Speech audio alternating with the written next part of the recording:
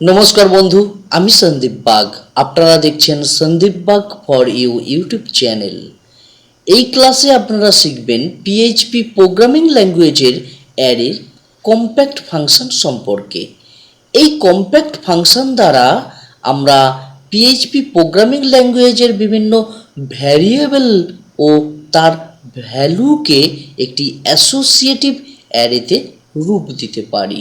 দেখুন আমি এখানে কিছু ভ্যারিয়েবল তৈরি করে নিলাম। দেখুন $sun যার ভ্যালু রেখেছি সানডে, $mon অর্থাৎ মনডে ভ্যালু রেখেছি টুয়েসডে। দেখুন এইভাবে আমি তিনটি ভ্যারিয়েবল তৈরি করেছি। এই তিনটি ভ্যারিয়েবলকে আমি এখন অ্যারের কম্প্যাক্ট ফাংশন দ্বারা অ্যাসোসিয়েটিভ অ্যারে তৈরি করব। আর একটি অ্যাসোসিয়েটিভ অ্যারের দুটি অংশ থাকে, একটি কি আর একটি value. Subscribe now and press the bell icon on the YouTube app and never miss another update.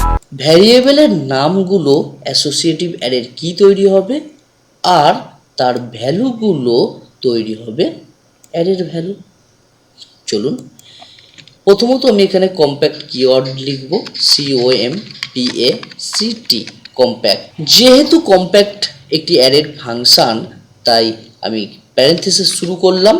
এখানে দেখুন অ্যারের কম্প্যাক্ট ফাংশনের ভিতর আমরা প্যারামিটার পাস করব মিক্সড ভ্যার নেম, অর্থাৎ ভ্যারিয়েবলের নামগুলো যার দ্বারা আমি অ্যাসোসিয়েটিভ অ্যারে তৈরি করতে চাইছি।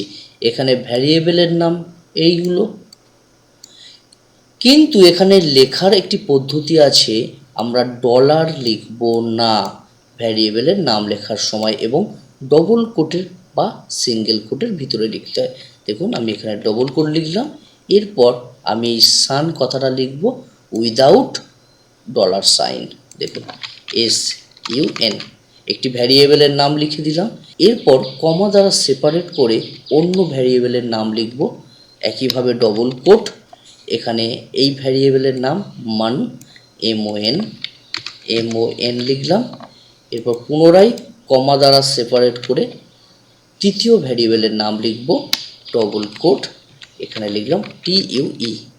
দেখুন এইভাবে আপনি কমা দ্বারা একাধিক ভ্যারিয়েবলের নাম লিখতে পারেন।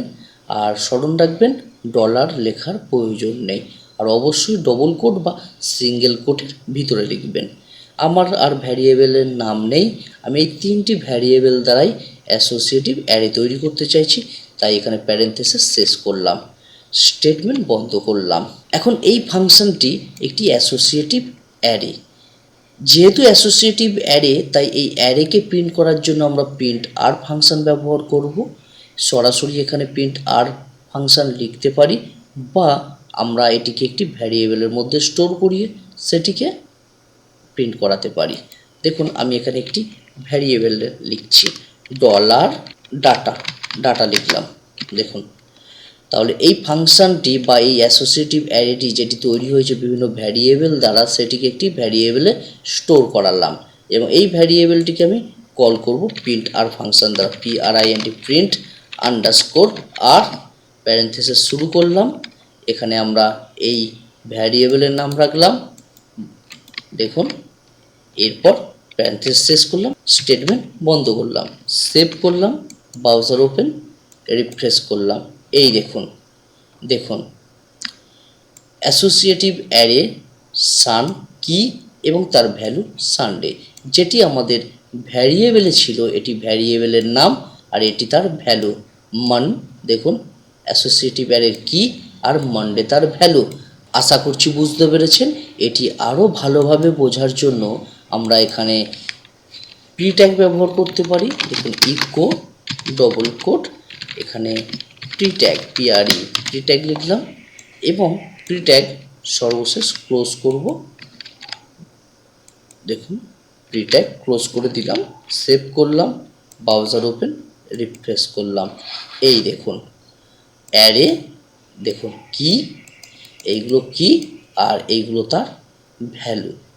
আশা করছি বুঝতে পেরেছেন। আপনারা এইভাবে কোনো ভ্যারিয়েবলের নাম ও তার ভ্যালুকে অ্যাসোসিয়েটিভ অ্যারের কি ও ভ্যালু হিসেবে কোনো প্রোগ্রামিংয়ে ব্যবহার করতে পারেন।